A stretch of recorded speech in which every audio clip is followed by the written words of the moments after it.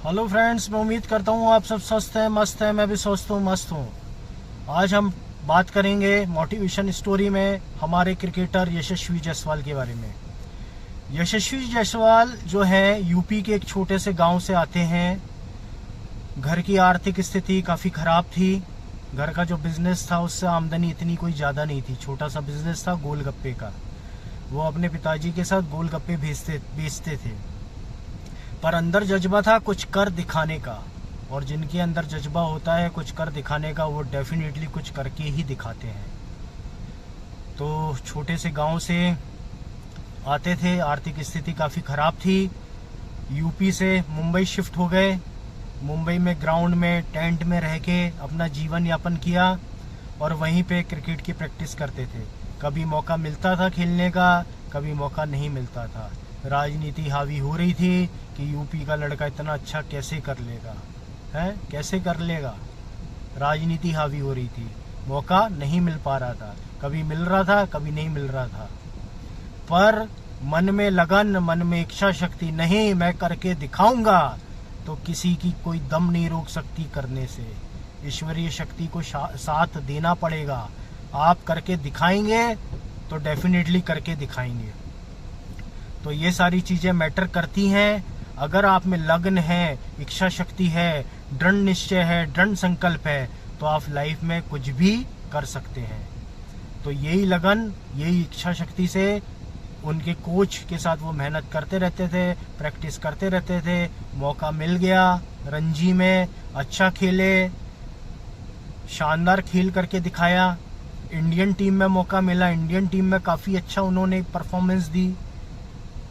जब भी मौका मिला बहुत अच्छी परफॉर्मेंस दी, अपने को प्रूव किया तो लोगों को समझ में आ गया यार कि इस बंदे में तो ये पोटेंशियल है, इसको तो हम रोक ही नहीं सकते। तो कभी भी लाइफ अगर मौका दे, वो कहावत है ना, मौका मिले तो चौका मार दो। तो लाइफ अगर कभी भी मौका दे तो उसको, उस मौके को भून लो। कॉन्फिडेंस था उनमें, डे बाय डे कॉन्फिडेंस और इम्प्रूव होता गया, और उनकी परफॉर्मेंस से उनने सिद्ध कर दिया कि आई एम द बेस्ट, मैं बेस्ट हूँ। आज आर्थिक स्थिति भी सही हो गई। मुंबई में करोड़ों का बंगला ले लिया, लग्जरी गाड़ी ले ली, अपने परिवार की स्थिति सही कर दी। तो कहते हैं ना कि घर में एक बंदा अगर अच्छा निकल गया तो वो सारे घर को तर देता है। एक बच्चा अगर अच्छा निकल गया तो सारा परिवार, सारा घर तर जाता है। तो वही चीज है, अगर ईश्वर मौका दे तो उस मौके को भून लो, करके दिखा दो कि ईश्वर आपने मौका दिया है, थैंक यू सो मच। अब मैं ये प्रूव करके दिखाऊंगा कि आई एम द बेस्ट, मैं ही बेस्ट हूँ। तो ये जज्बा, ये लगन अगर आप में है तो आप कुछ भी कर सकते हैं। पर मेरी बात याद रखना दोस्तों, ईश्वर बार बार मौका नहीं देते हैं। ईश्वर जब मौका दे तो उस मौके को भून लो। तो लाइफ में रिजेक्शन बहुत बार मिलता है, पर रिजेक्शन से हार नहीं मानना चाहिए। रिजेक्शन मिलने से अपने को और मजबूत बनाओ और फिर डट के सामना करो, और डेफिनेटली आप उसको अचीव कर लोगे। जैसे एग्जाम्पल है ना, पैसा कहता है कि कुछ ऐसा तो करो कि मैं तुम्हारे पास आऊं। पैसा कहता है कुछ ऐसा तो करो कि मैं तुम्हारे पास आऊं। वैसे ही अगर मेहनत करोगे तो सक्सेस कदम चूमेगी, पर उसके लिए मेहनत करनी पड़ेगी तुम्हें। अब दूसरी मोटिवेशन स्टोरी में अपन बात करेंगे एक बंदे की, आरव जिसका नाम था। कॉलेज पास आउट था, मल्टीनेशनल कंपनी या अच्छे कॉर्पोरेट सेक्टर में जॉब करना चाहता था।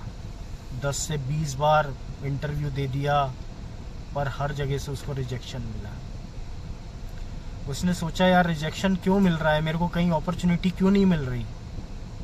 मेरे मन में कुछ गलत तो है नहीं, मैं तो जॉब अच्छे से करना चाहता हूँ, अपने को प्रूव करना चाहता हूँ, फिर भी मुझे अपॉर्चुनिटी क्यों नहीं मिल रही। तो इतने रिजेक्शन मिलने के बाद उसने सोचा कि ईश्वर चाहते हैं कि शायद मैं कुछ अपना करूं। उसने कहीं से पैसे अरेंज करे, 10,000 रुपये, और उसने बोला पैसे तो अरेंज हो गए, अब करूं क्या। बैठे बैठे सोच रहा था, आत्मचिंतन कर रहा था, सेल्फ एनालिसिस। कभी भी लाइफ में ऐसा लगे कि अब रास्ते बंद हो गए हैं, तो उसी दिन सेल्फ एनालिसिस कर लेना। अगर सेल्फ एनालिसिस कर लिया ना तो समझ में आ जाएगा कि क्या करना है, ठीक है ना। तो सेल्फ एनालिसिस किया तो समझ में आया कि टिफ़िन सेंटर चला सकता हूँ, टिफ़िन सेंटर चला लेता हूँ। 5 टिफ़िन से शुरुआत करी उसने, 5 टिफ़िन से, और जिनको 5 टिफ़िन जाते थे वहाँ से भी उसके लिए नेगेटिव फीडबैक आए, कैसा खाना है, रोटी ऐसी है, सब्जी ऐसी है। पर जो उसके फीडबैक आते थे उससे वो सीखता था कि ठीक है सर, सॉरी सर, गलती हो गई मेरे से, आगे आपको बेस्ट दूंगा। सीखता था, अपना एनालिसिस करता था, सोचता था यार हाँ गलतियाँ हो रही है मेरे से पर मैं बेस्ट करके दिखाऊंगा। और 6 महीने के अंदर ही अंदर उसने अपने प्रूव कर दिया। 500 टिफ़िन उसके जाने लगे और 2 साल के अंदर ही अंदर उसके 10 टिफ़िन सेंटर खुल गए, 10 जगह उसके टिफ़िन सेंटर खुल गए। इसलिए लाइफ में कभी हार नहीं मानना चाहिए। और इसका सबसे बड़ा रिजल्ट ये आया, जो कॉर्पोरेट सेक्टर ने उसको रिजेक्ट किया था वही कॉर्पोरेट सेक्टर उससे हाथ मिलाना चाह रहा था, टाई अप करना चाह रहा था कि आप हमारे लिए भी टिफ़िन सर्विसेज शुरू करो। तो लाइफ में कभी भी अंत नहीं है, लाइफ में हमेशा मौके मिलते हैं, उस मौके को भूनना चालू करो। अगर आप उस मौके को भूनोगे तो डेफिनेटली आप कुछ अच्छा अचीव करोगे। तो हमेशा पेशेंस रखें और लाइफ जब मौका दे तुरंत चौका या छक्का मार देना, क्योंकि लाइफ बार बार मौके नहीं देती है। तो आज के लिए इतना ही, मिलते हैं कल नए टॉपिक के साथ। Thank you so much.